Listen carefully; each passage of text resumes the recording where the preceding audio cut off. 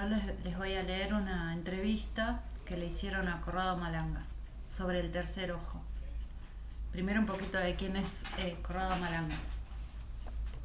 Corrado Malanga, desde 1983 es investigador en la Cátedra de Química Orgánica del Departamento de Química y Química Industrial en la Facultad de Ciencias Matemáticas, Físicas y Naturales de la Universidad de Pisa. Autor de varias publicaciones en revistas científicas internacionales. Paralelamente se interesa en la teoría sobre ovnis y colabora en el Centro Ufológico Nacional como jefe del Comité Técnico Científico. Desde el 1 de diciembre del 2009, Malanga deja oficialmente de formar parte de los grupos Stargate y del CSI, pero continúa sus estudios y sus publicaciones. A ver, Corrado, ¿qué piensas respecto a la influencia que tienen determinadas frecuencias sobre el hombre? Escribí un artículo titulado Triad Sound Test, en el que pongo en evidencia cómo emergen valores precisos respecto a las frecuencias en las que vibran las partes anímica, espiritual y mental del ser humano. Estas frecuencias son números y cuando nos sometemos a estas, uno de nuestros componentes puede estar en resonancia, interactuando de algún modo, hasta casi poder pegarse, entre comillas, o sea, manifestar los fenómenos de salidad del cuerpo, que algunos han identificado utilizando algunos software particulares. A propósito de esto, recuerdo haber citado en uno de mis escritos a un americano que escribió un artículo en la web que hablaba de un sujeto metido en una vibración portátil sobre 300 Hz más una de 12 Hz. Sin embargo, en contrafase entre la oreja derecha y la izquierda, 6 Hz en una oreja y 6 Hz en contrafase en la otra, de modo que estas dos fases se sumaron, formando una diferencia de 12 Hz totales entre los dos oídos, es decir, entre el lóbulo derecho y el lóbulo izquierdo. La portátil de 300 Hz servía solo para sentir un sonido que de otra forma no se percibiría los 6 Hz. Y con esto, él decía provocar un fenómeno de experiencia fuera del cuerpo. En realidad, en ese artículo hice cálculos que se basaban en dos aspectos fundamentales. El primero, puramente esotérico, es decir, me di cuenta que algunos sujetos, mucho tiempo atrás, en un estado de percepción alterada, habían soñado valores en Hertz. Había notado que estos valores, casualmente, venían de la New Age americana. Eran idénticos a otros que me fueron dados durante la hipnosis regresiva de un sujeto abducido, al que de algún modo tuvo una conversación con su parte anímica. ¡Qué extraño! Entonces busqué estudiar este fenómeno y descubrí que estos números tenían características precisas. Las junté y construí un modelo matemático simbólico que representa vectores y tensiones geométricos que dan determinados resultados. Expresados en Hertz, entregan tres valores.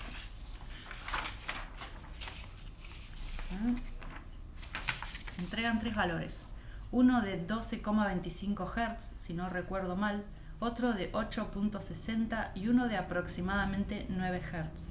Casualmente estamos hablando de los mismos valores que representan las ondas alfa, beta y teta de nuestro cerebro, a la que se les parece atribuir particulares estados de percepción alterada. Pero no solo eso. El oído humano, por su fisonomía, puede percibir el universo de los sonidos arquetípicamente. Utilizando una serie de algoritmos, el sonido está ligado a la constante de un resorte tímpano que se mueve de cierto modo. Entonces, los sonidos son percibidos por nuestro cerebro a una escala logarítmica. Aplicando las mismas reglas de la simbología de los colores a los sonidos, resultan exactamente los mismos valores a la segunda cifra decimal, que obtuve con el resultado esotérico del tema, y me impresionó que dos enfoques tan distintos condujesen al mismo resultado.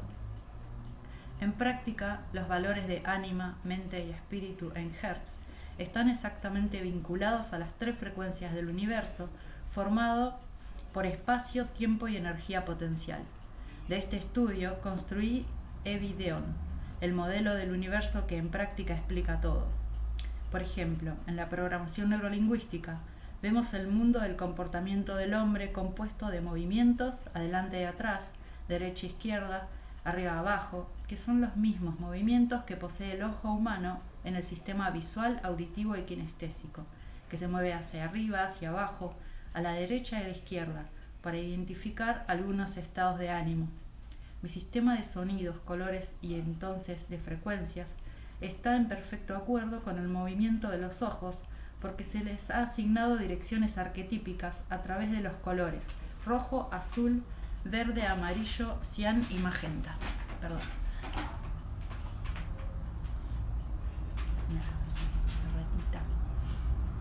Y magenta. En otras palabras, el cerebro humano construye un modelo simbólico de ver el universo que es su representación exacta. Con este modelo somos capaces de explicar cómo funciona un quark, una partícula subatómica cualquiera, o identificar qué es el ciclo circadiano del ser humano, comúnmente llamado biorrítmico. Porque hemos descubierto que las 3 frecuencias fundamentales, las estudiadas por 3 médicos y biólogos, que creo que eran alemanes, que luego dieron origen al estudio del biorritmo, no eran más que las 3 frecuencias de ánima, mente y espíritu. Aquí también precisa la segunda cifra decimal, o por ejemplo, el significado de los chakras. Los chakras están relacionados con el nacimiento de un particular tipo de yoga. Aquí estamos 1700 años antes de Cristo.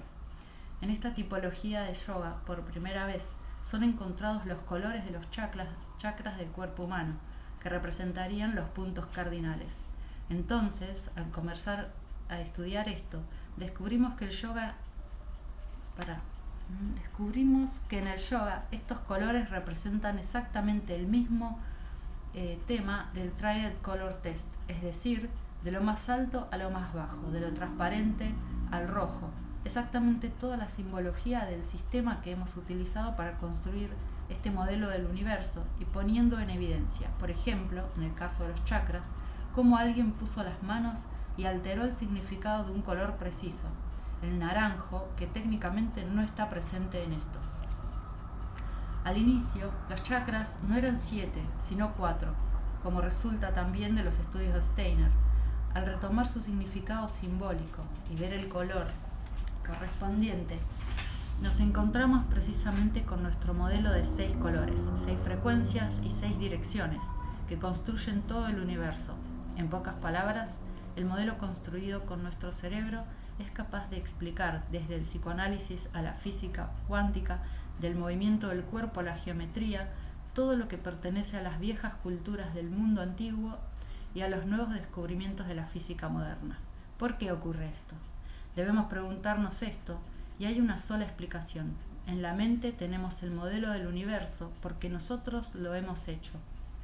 Y ya que nosotros somos los creadores, sabemos exactamente, incluso si es inconscientemente, cómo lo hemos hecho, solo que debemos recordarlo.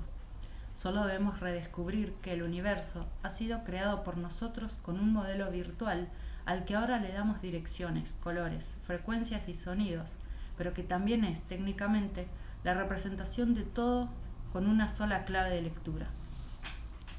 Ahora, el test se ha vuelto un modelo de descripción universal porque nos dimos cuenta que los 3 ejes en los que se basa espacio, tiempo, energía, son todo.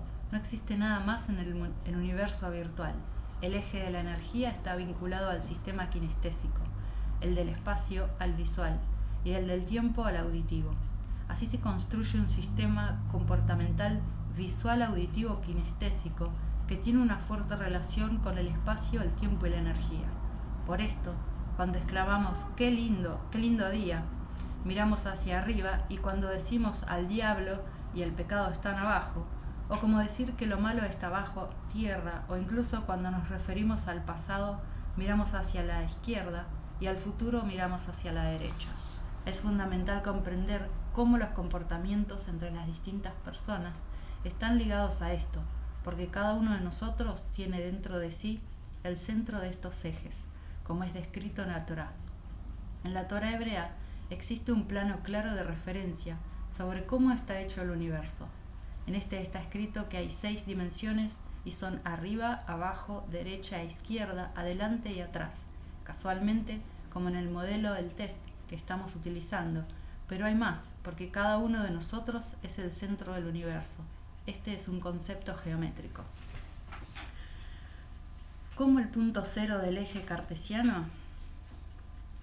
Sí, cada uno de nosotros tiene el punto cero del eje cartesiano. Entonces, cuando tú y yo nos encontramos, mientras nos miramos, ponemos en sobreposición nuestros ejes de espacio, de energía y de tiempo. Así podemos conversar. Eso sí, yo soy visual y tú eres visual. Pero si yo soy visual y tú eres auditiva, cuando hablamos, mientras yo te miro, tú te giras hacia el lado para ubicar el oído hacia mí, que es el punto por donde entra el sonido. Con ese sistema nos volvemos disonantes y mi eje del espacio se sobrepone a tu eje de tiempo. Así no nos entendemos, porque yo busco interpretar visualmente los sonidos. En este contexto, un auditivo y un visual están simplemente demostrando que su tipología de ejes no está bien sobrepuesta. Este centro se ubica en la cabeza, no es el cuerpo. Entonces, si inclino la cabeza hacia abajo y miro, por ejemplo, la hoja en la que escribo, el eje que normalmente está adelante-atrás en la relación yo-tú se vuelve arriba-abajo. Entonces, con el gesto de bajar la cabeza, se posiciona en vertical. En este contexto, el parámetro grafométrico o grafológico revela algunos parámetros en relación a la procesión del lápiz sobre la hoja. Como escribir de modo ligero es un movimiento del lápiz hacia lo alto o no querer, de algún modo, tener rapport con la otra persona. Entonces se ve claramente que estos ejes cartesianos que cada uno de nosotros contiene se ubican en el espacio, en el tiempo y en la energía, como yo ubico mi cabeza. Es un poco complejo, malanga de leer, pero al final hace sentido. Un poco como cuando escribiendo se deja un margen a la izquierda atribuible al pasado. Sí, de hecho, alguien que escribe distanciado de la línea es interpretado por los grafólogos como alguien que no tiene los pies en la tierra, que no posee contacto con la realidad. Pero ahora somos capaces de decir qué realidad, espacial o temporal. ¿Ves que este sistema te ofrece más formación? Una formación completa. Ok, eso es mucho más simple. Así como nuestro cuerpo, que es del todo virtual, mira cómo lo llevo más lejos, existen 3 glándulas fundamentales: pituitaria, carotídea y pineal. Son 3 elementos que son capaces, de algún modo, de interpretar la información que viene del espacio, del tiempo y de la energía.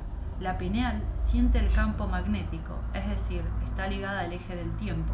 La pituitaria siente la gravitación. La tiroides siente el campo eléctrico. Un tumor en la pituitaria, por ejemplo, produce gigantismo o enanismo. La primera cosa negada es la fuerza del campo terrestre que te hace crecer más o menos según la fuerza que te atrae.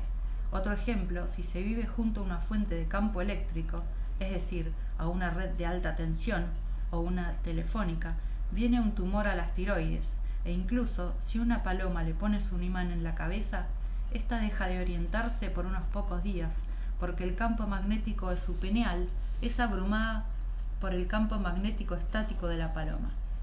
Con este sistema tenemos 3 ejes que están vinculados del todo y nos dan una clave de lectura del todo. No hay nada que escape a esta banalidad, donde todo el universo es visto simplemente como una operación geométrica, entonces del todo abandonada por la física, por la matemática, por la historia, y las únicas operaciones que podemos hacer son estas fundamentales: traslación, rotación, cambio de dimensión y plano especular. Todavía mejor, la única operación realmente existente en todo el universo sobre el que podemos escribir cualquier cosa es separación-unión. No hay otra. Cualquier cosa que hago la vivo como una separación de algo o una unión a otra cosa. Esto nace del hecho de que la primera y única cosa que la conciencia supo hacer siendo una es dividirse en 2, dando vida a la dualidad, fotón y antifotón, masculino y femenino, espíritu y ánima, etc. Y de ahí sale todo el universo. Entonces, La glándula pineal adquiere importancia porque si la alteras también todo lo que es tu información sobre el campo magnético, es decir, sobre el aspecto auditivo, o sea, la percepción ligada de algún modo al magnetismo terrestre. Entonces, ¿la pineal tendría un contacto muy interno y directo con nuestra ánima? Absolutamente. No es casual que se recuerde que el alienígena inserta un microchip que probablemente tiene las características de un campo magnético variable pulsado, uno frente a la pineal, que actúa como los teléfonos, perturba esta glándula, alterando el contenido de serotonina que transforma la serotonina en melatonina, y por lo tanto produce una variación en todas las hormonas internas, produciendo estados de percepción alterados. Como siempre, en el mito está escrito todo. Eso nos dice sustancialmente que la apertura del tercer ojo no se atribuye solo a la pineal, sino más bien a la suma de tres fuerzas: pineal, pituitaria y carotidia.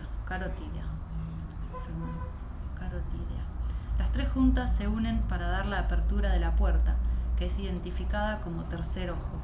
En física se podría decir que es necesario tener las medidas del campo eléctrico, gravitacional y magnético para poder percibir cómo está hecho realmente el universo. Si esto es cierto, se vuelve necesario que las tres glándulas trabajen del mismo modo, en un funcionamiento que es químico, pero también consciencial.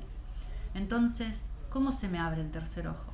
Ese se abre cuando un individuo hace meditación por años, cuando adquiere conciencia de sí, cuando comprende quién es, y entonces pone su cuerpo en condiciones de poder alterar el equilibrio diario, probablemente emitiendo las endorfinas que son necesarias, de modo que la pituitaria, la pineal y la tiroides hagan algo, entre comillas, yendo en fase químicamente. Esto, en el mundo virtual, sería la representación de una puerta, de una imagen del universo como tú mismo en realidad lo has creado. Entonces, el tercer ojo es la suma de la contribución de las tres glándulas, que luego son tres chakras. Se destaca nuevamente que en la elaboración de los chakras los colores han sido alterados, tal vez involuntariamente, y los errores son tres. El primer chakra, partiendo desde lo alto, se dice que es de todos los colores y que la gente atribuye erróneamente al blanco. En realidad es transparente, como poquísimos esotéricos dicen, y representa el color de la conciencia, mientras que el séptimo chakra, ligado a los genitales, es el rojo, simbólicamente representado por un triángulo con la punta invertida hacia abajo, incrustado dentro de un cuadrado. El triángulo es la representación de ánima, el cuadrado de la tierra. Simbólicamente significa que ánima se encarna en la tierra, en el único nivel donde es posible, porque en los otros no existe la división por sí misma. Los niveles son los mismos que vemos en el Triad Color Test, que parten de la conciencia inicial y llegan finalmente al nivel de realidad material, partiendo de Brahma el primero, Brahman al segundo, que posee dos pétalos como la flor de loto, que identificaría el dualismo. Luego están los otros niveles que describo en Génesis con el juego de la muerte, la película en la que Bruce Lee, en la pagoda de 15 años, debe derrotar a los 5 luchadores que representan los 5 niveles de alienígenas, para llegar al sexto piso, que es la representación de la conciencia total, partiendo del suelo que representa la tierra. ¿Qué vemos en la película? Bruce Lee es un operador de conciencia. Los amos, los dioses, raptan a sus padres, masculino-femenino igual espíritu-ánima. En otras palabras, le quitan la memoria de quién es para forzarlo a cumplir acciones ilegales. Bruce Lee olfatea y combate contra los que representan a quienes está sobre nosotros. En el primer nivel, el quinto piso en la pagoda, encuentra un luchador altísimo, de piel negra, fotofóbico porque lleva gafas oscuras, y en efecto, el protagonista solo podrá derrotarlo haciendo entrar la luz en ese piso, o sea, la conciencia.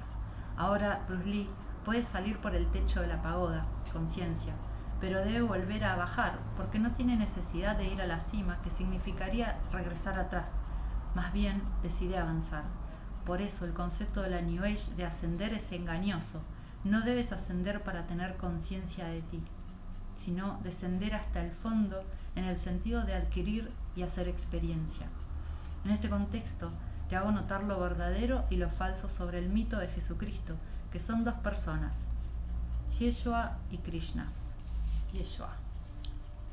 Krishna es la representación de Vishnu, es decir, el alienígena, Dios, Yahweh, Jehová. Por lo tanto, Cristo es el Hijo de Jehová, pero en el mito representa al Dios que se hace hombre. Nosotros somos ese Dios creador que se hace hombre para hacer la experiencia de la vida terrenal. En este contexto, estando el mito bajo la mirada de todos, puede ser justamente interpretado por todos, pero Vishnu no lo puede permitir y entonces transforma la figura de Krishna en el Salvador, que quiere hacer el pacto de una nueva alianza que en realidad jamás ha existido. Regresando a la pineal, ¿existe la posibilidad de detener y hacer retroceder el proceso de calcificación? Absolutamente sí. En la pineal se han detectado cristales de calcita que tienen fenómenos de naturaleza piezoeléctrica. Significa que si esta glándula es expuesta a campos magnéticos no continuos, sufre una especie de activación de estos cristales que comienzan a chocar entre sí creando un campo magnético. Esto deja en claro que la glándula pineal se funde con el tiempo. Cualquier tipo de enfermedad, en mi humilde opinión, es psicosomática. La psique y el soma, Jung diría el ánima y el cuerpo. Sabemos que ánima es solamente una parte de la conciencia de la psique verdadera, que está formada por ánima, mente y espíritu, con 3 contribuciones diferentes. Cada individuo es el creador de su propia enfermedad y la misma le sirve para atravesar una experiencia específica. Si no comprende su significado, la enfermedad empeora, pero en el instante en que comprendes qué es lo que la conciencia busca hacerte entender para aumentar tu conciencia, la enfermedad no tiene más razón para existir, retrocede y desaparece. Esto lo vimos con los fenómenos de abducción alienígena. La ecuación conciencia-curación es muy importante.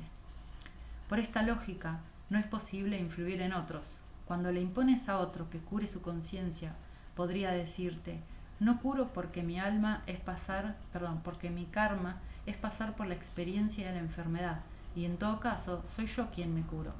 El concepto fundamental está escrito en el mito de Jesús. No me des las gracias si te he curado, tu fe te ha curado. Y en el mito está escrito todo. Esto significa que yo no soy el que te cura, más bien es mi conciencia que, hablando con la tuya, la convence de hacer alguna curación sobre ti, y esto puede ser el verdadero milagro. No necesitas a ningún Dios para curar, tú eres tu Dios.